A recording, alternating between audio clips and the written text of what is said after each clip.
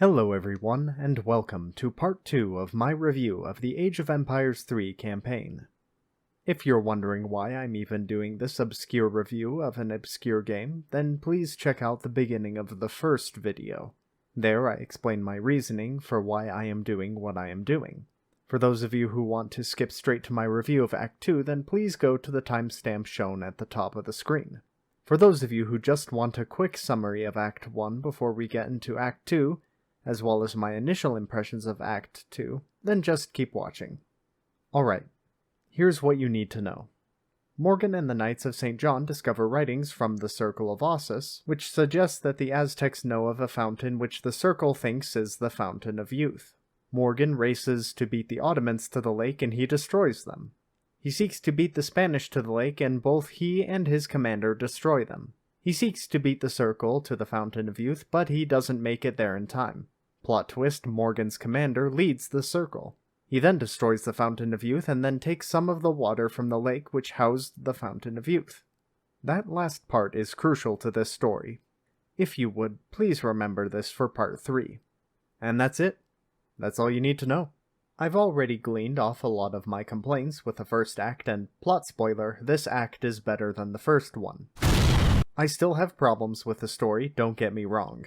I'm still not the biggest fan of this story about a massive and powerful yet also incompetent secret society. And yet, there are moments where I forgot this, and while I reviewed the footage, there were aspects of the story I really liked. In other words, it was the part of the review that didn't make me want to bang my head against a wall. So let's dive into the second act. Ice. We start off with a description of John Black, who leads a group of mercenaries which work with the British colonies. Additionally, John Black has a lot more enemies than he does friends. Who are these enemies?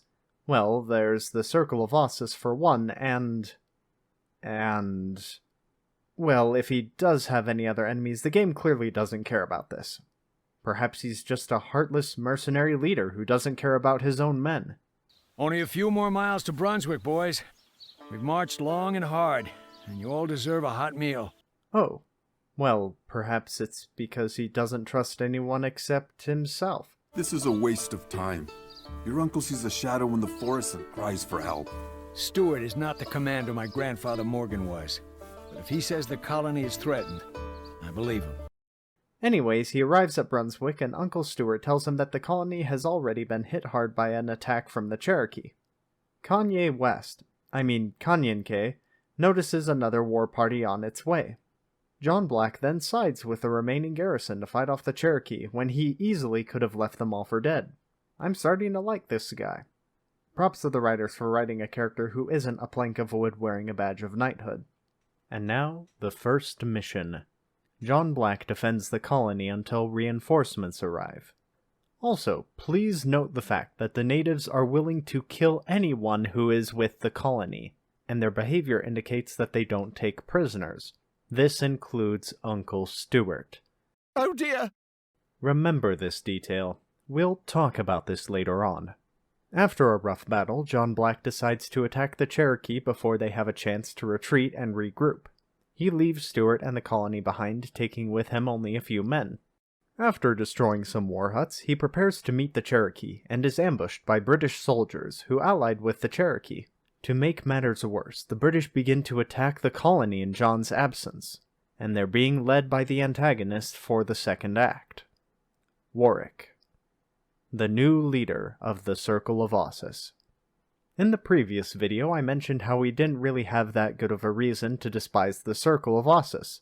There were no serious atrocities which were committed, no massacre of innocent civilians, nothing. Now we've got a reason to root for the heroes and despise the antagonistic forces. This is a big improvement from the first part. Find a member of the Black family and kill the rest. Oh my! British troops! Here!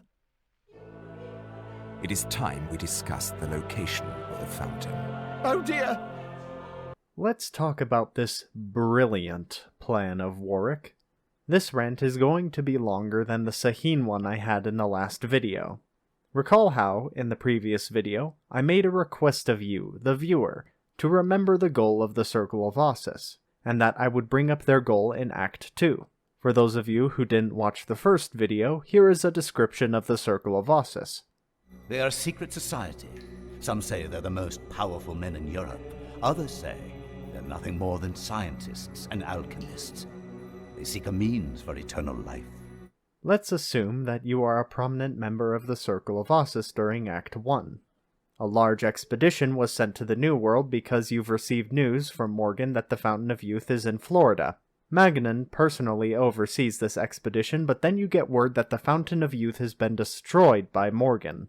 There are a handful of options which are still at your disposal. One is to start looking for alternative means to achieve eternal life. This might include investigating other legends in the old world.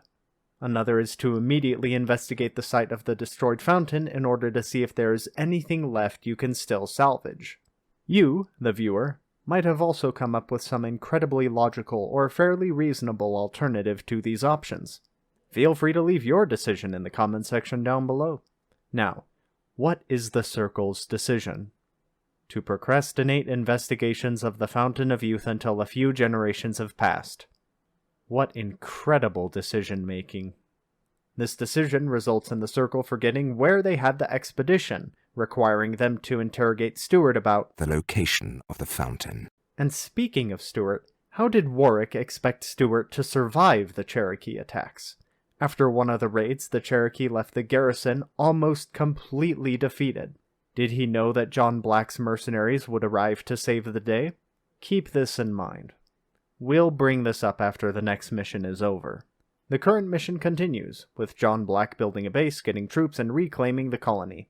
With no sign of Stuart, and also figuring out the fact that the Circle is behind this attack, Kanyenkei mentions that his tribe and sister might also be in danger, since his tribe is to the north and the Circle's forces also went north. They decide to head out and, sure enough, the British, led by the Circle, are attacking the natives, and winning, which leads to the third mission. And the main objective, according to John, is to break through the British and to reunite with Kanyenkei's sister.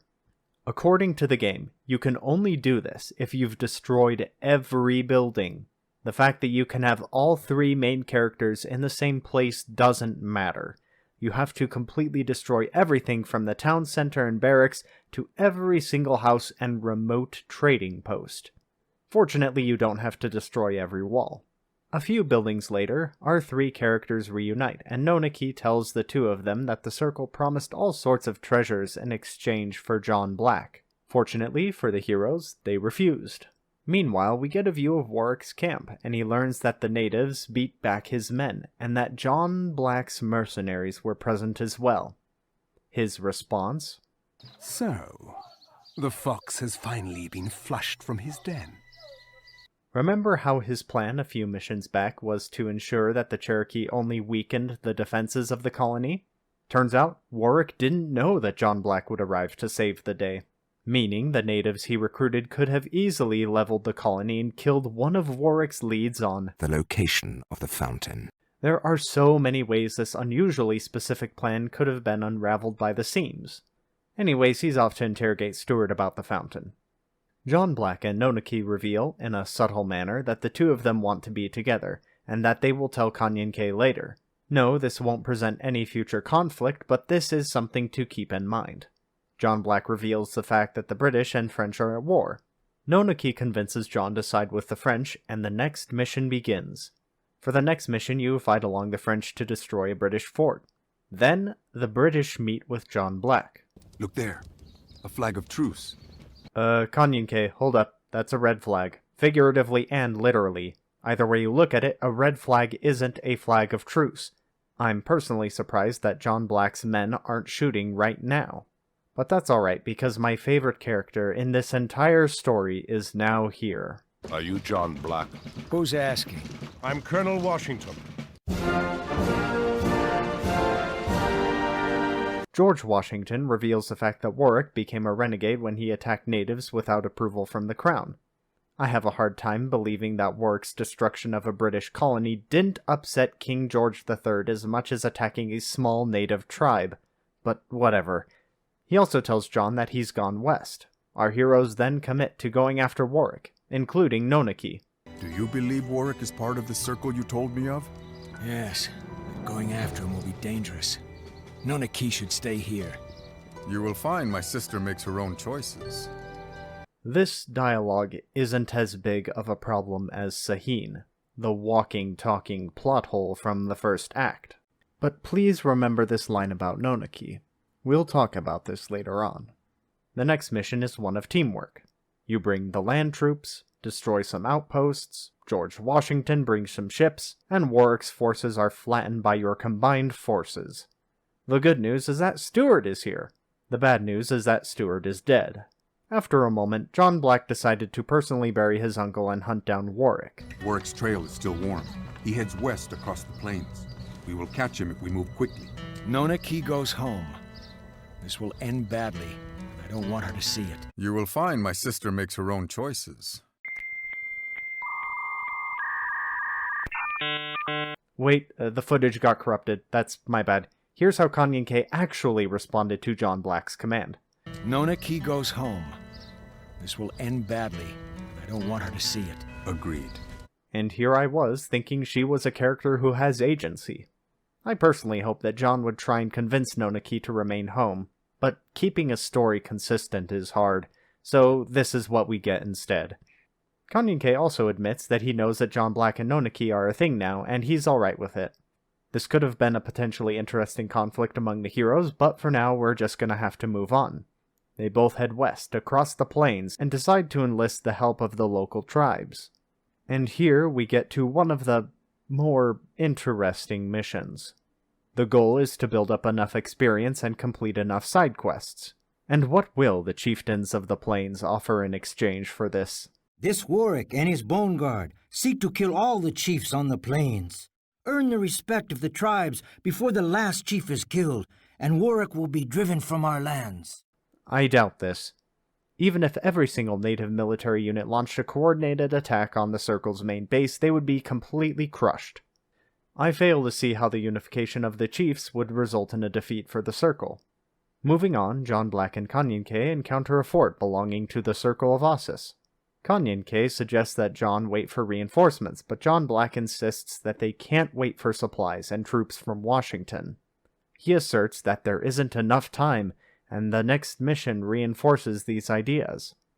Not only do you have to steal from Warwick's supplies in order to get troops, but you have a limited time to do so.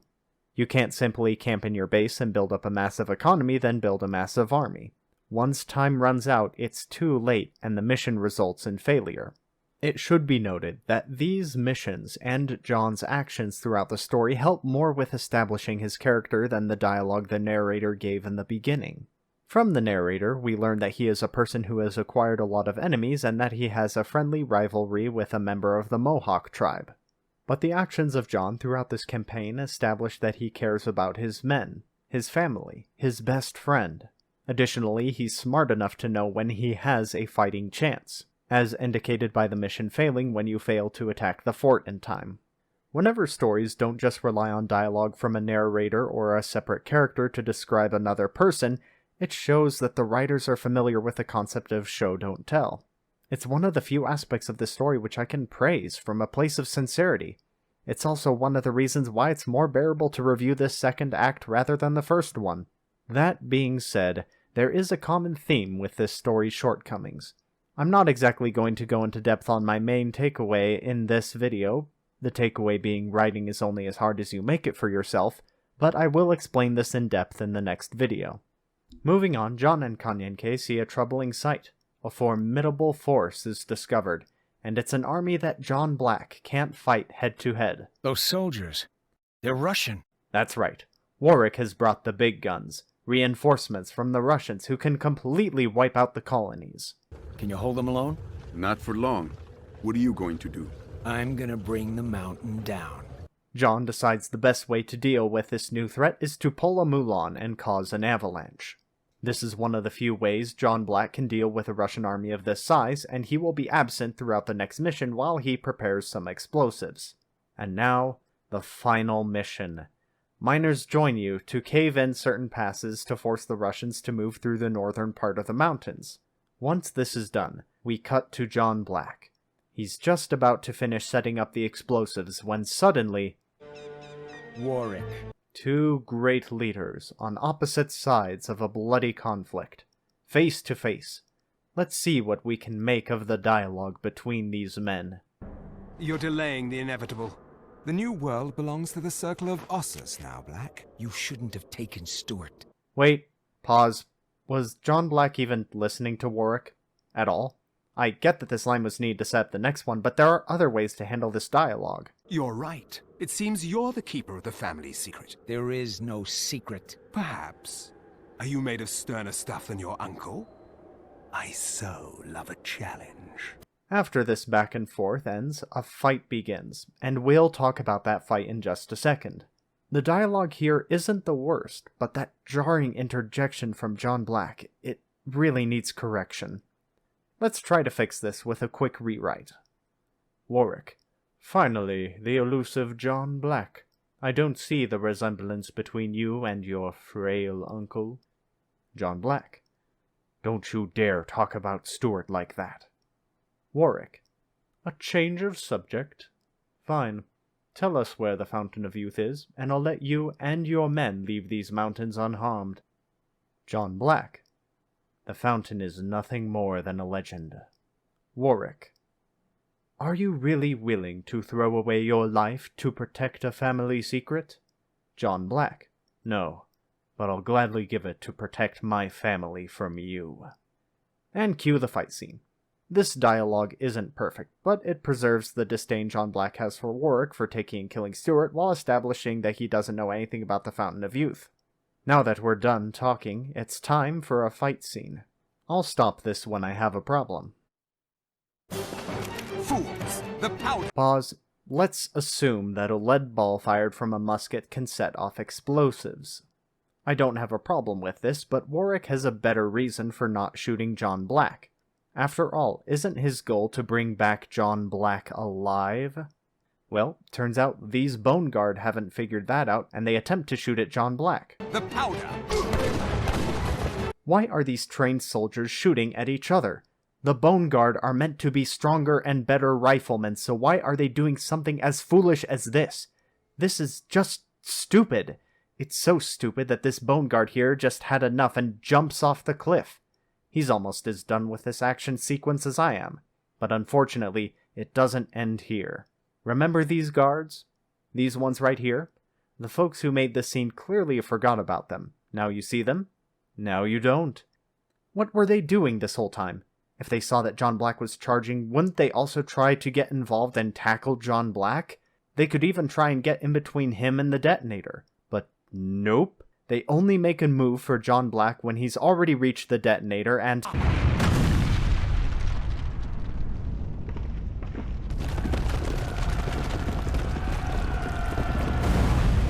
John Black may have made a lot of enemies in his life, but he died a hero. He knocked the Circle back on their heels so hard, it would take them decades to recover. Nonaki gives birth to John's son, who turns out to be the narrator's father. His story will be told in Chapter 4, but the daughter's story will be discussed in the next chapter. Overall, this chapter was a bit of a mess, but there were some aspects of it which I didn't mind, and parts of it which I can genuinely praise.